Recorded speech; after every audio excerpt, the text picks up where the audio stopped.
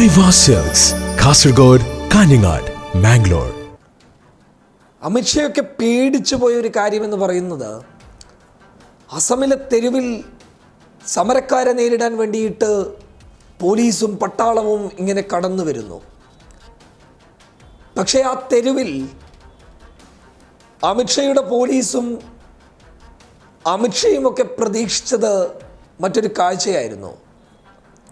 തൊപ്പി വെച്ച, ജുബ്ബയിട്ട, കയ്യിൽ പച്ചക്കൊടി പിടിച്ച മുസ്ലിങ്ങളാണ് തെരുവിലിറങ്ങിയിരിക്കുന്നത് എന്ന്. അവരെ നേരിട്ട് കഴിഞ്ഞാൽ ചോദിക്കാനും പറയാനും ആരുമില്ലല്ലോ. അതുകൊണ്ട് എന്ത് വേണമെങ്കിലും ചെയ്തോ എന്ന ഒരു തീരുമാനമായിരിക്കാം അവർ എടുത്തിട്ടുണ്ടാവുക. പക്ഷേ ആ കണക്ക് കൂട്ടലുകൾ അവർക്ക് പിഴച്ചുപോയി. അതിൽ മുസ്ലിങ്ങളോടൊപ്പം പൂണൂലിട്ട ഹൈന്ദവ സഹോദരന്മാർ തങ്ങൾ ഹിന്ദുക്കളാണെന്ന് തെളിയിക്കാൻ വേണ്ടിയിട്ട് സ്വന്തം വസ്ത്രം അഴിച്ചുമാറ്റി, സ്വന്തം കുപ്പായം അഴിച്ചുമാറ്റി പോലീസിൻ്റെ തോക്കിന് മുന്നിൽ നിന്നുകൊണ്ട് പറഞ്ഞു, അവർ ഒറ്റക്കല്ല, കൂടെ ഞങ്ങളുമുണ്ട് എന്ന്. ആ വിപ്ലവമുണ്ടല്ലോ, ആ ഒരു സ്വരമുണ്ടല്ലോ, ഒരു സഹോദരൻ നിൽക്കുന്ന ഒരു ചിത്രമുണ്ട്. ആ ചിത്രം കാണുമ്പോൾ വല്ലാത്ത വികാരഭരിതനായി പോകുന്നു. ഇതാണ് എൻ്റെ ഭാരതം, ഇതാണ് ഞങ്ങൾ പഠിച്ച ഇന്ത്യ, ഇതാണ് ഞങ്ങൾ കാണാൻ ആഗ്രഹിക്കുന്ന എൻ്റെ ഭാരതം. മുസൽമാനോടൊപ്പം, ഹൈന്ദവനോടൊപ്പം, ക്രൈസ്തവനോടൊപ്പം, ബുദ്ധനോടൊപ്പം, പാഴ്സിയോടൊപ്പം, ജൈനനോടൊപ്പം തോളോട് തോള് ചേർന്ന് നിൽക്കുന്ന ഇന്ത്യയിലെ മനുഷ്യർ, ഇതാണ് ഞങ്ങൾ കാണാൻ ആഗ്രഹിച്ച ഇന്ത്യ. അമിത്ഷാ തോറ്റുപോയതും അവിടെയാണ്. തെരുവിലിറങ്ങുന്നത് മുസ്ലിം സമുദായക്കാരാണെന്ന് മാത്രം ചിന്തിച്ച അമിത്ഷയുടെയും കൂട്ടരുടെയും കണക്കുകൾ തെറ്റിച്ചത് ഇന്ത്യയിലെ നല്ലവരായിട്ടുള്ള ഹൈന്ദവ വിശ്വാസികളാണ്, മറ്റു മതസമുദായക്കാരാണ്. അവരൊക്കെ ഒന്നിച്ചിറങ്ങിയപ്പോൾ തോക്കിൻ മുനകൾ പേടിച്ച് വിറച്ചുപോയി.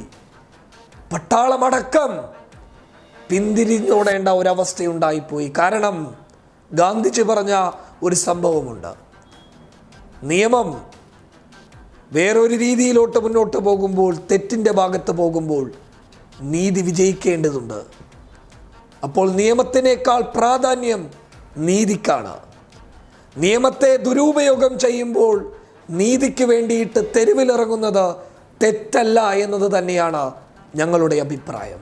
അങ്ങനെ തെരുവിലിറങ്ങിയവർ വിപ്ലവം സൃഷ്ടിച്ചതുകൊണ്ട് തന്നെ ഇന്ന് തീരുമാനങ്ങൾ മാറ്റിയെഴുതാൻ അമിത്ഷയും കൂട്ടരും തയ്യാറായി.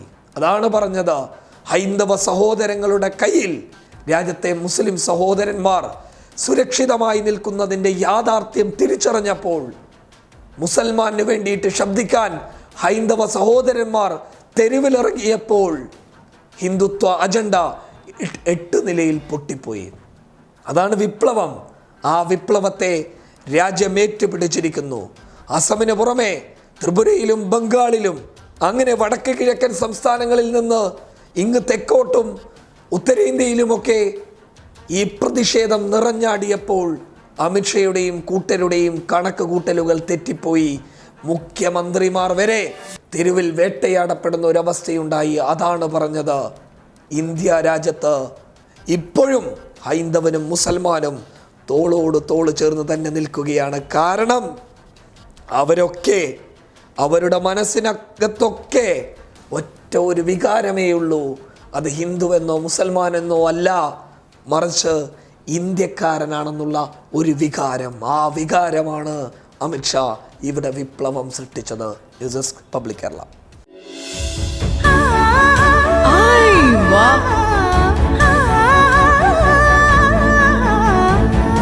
Aiwa silks, Kasaragod, Kanhangad, Mangalore.